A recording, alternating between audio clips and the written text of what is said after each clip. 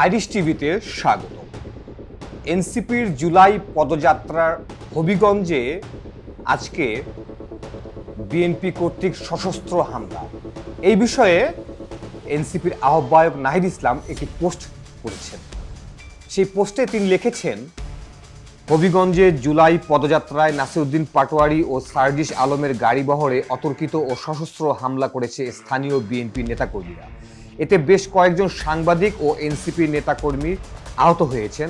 দুর্ভাগ্যবশত আইনশৃঙ্খলা বাহিনীর উপস্থিতিতে এই হামলা হয়েছে। এনসিপির মিডিয়া টিমের মাইক্রোবাসটিকে হবিগঞ্জ জেলা সার্কিট হাউসের ভেতরে নিয়ে হামলা করেছে সন্ত্রাসীরা। রাষ্ট্রীয় প্রতিষ্ঠানের ভেতরে নিয়ে এমন ন্যাক্কারজনক কাণ্ড ঘটিয়েছে তারা। কেবল মাইক্রোবাস ভেঙেই তারা ক্ষান্ত হয়নি, মোবাইল ফোন এবং ক্যামেরা ছিনিয়ে নিয়ে গেছে। এমন ন্যাক্কারজনক হামলার তীব্র প্রতিবাদ জানাচ্ছি। অতি দ্রুত সন্ত্রাসীদের গ্রেফতার করে শাস্তির আওতায় আনতে হবে। ব্যাপারটি অনেক জটিল। এনসিপির নেতাকর্মীদের হামলা করা হয়েছে হত্যার উদ্দেশ্যে, তাদেরকে চিরতরে ধ্বংস করে দেবার উদ্দেশ্যে, তাদেরকে নিশ্চুপ করে দেবার উদ্দেশ্যে। বিএনপি নেতাকর্মীরা, গুন্ডা বাহিনীরা, সরকারের পুলিশ বাহিনী, সশস্ত্র বাহিনীর সহায়তায় সার্কিট হাউসের ভিতরে তাদেরকে নিয়ে গিয়ে তাদের উপরে হামলা করেছে, তাদেরকে হত্যার চেষ্টা করা হয়েছে। তাদের হাত ভেঙেছে তাদের কারো ব্যাপক আহত হয়েছেন তারা। এই বিষয়ে সার্জিস আলমের একটি ভিডিও আমরা পেয়েছি, আমরা সেই ভিডিওটি দেখব। কারো হাত ভেঙে গেছে, কারো মাথা ফেটে গেছে, ক্যামেরা, ফোন সব ওই জিকে গৌসের ছাত্রদল যুবদলের সন্ত্রাসী বাহিনী সব নিয়ে গেছে। এবং আমাদের একজন ভাইয়ের চোখে রড দিয়ে যখন গুতা মারছে, তার চোখ বের হয়ে আসার মতো অবস্থা। আরেকজনের মুখে রড দিয়ে বাড়ি মারছে। এই ভাইদেরকে এবং উনি আমার জেলা সেক্রেটারি এনসিপির, উনি একজন ভাইকে বাঁচাইতে গিয়ে রড দিয়ে উনার এই কনুই ভেঙে শেষ করে দেওয়া হয়েছে। আপনারা একটু কাছে নিয়ে আসেন, আপনারা যদি দেখেন যে এখানে ওনার হাতটার কি অবস্থা হয়েছে, এই জায়গায় মানে এটা ধরার মতো কোনো অবস্থা নেই। এখানে মাথায় এই যে রড দিয়ে প্রত্যেকটা জায়গায় বাড়ি মারছে।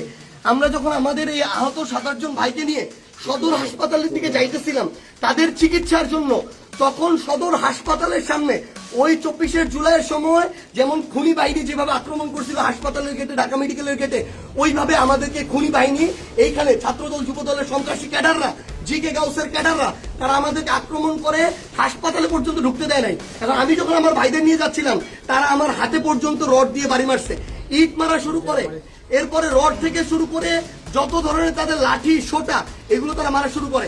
এবং ওইখানে আমাদের ছাত্র শক্তি, যুব শক্তির, এনসিপি অনেক ভাইকে তারা ওইখানে মানে ওই সবার সামনে ওখানে পিটায়।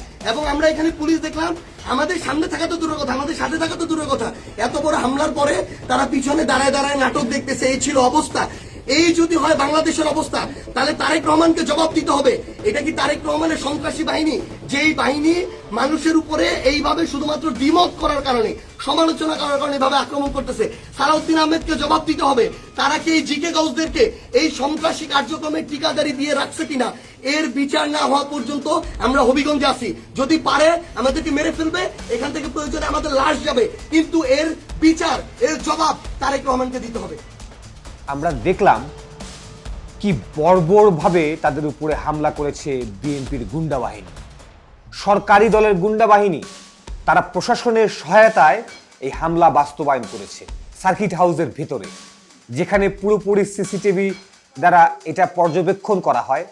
আমি নিশ্চিত এই হামলার ভিডিও ফুটেজ দেখে প্রত্যেকটি সন্ত্রাসীকে চিহ্নিত করা কোনো ব্যাপারই না।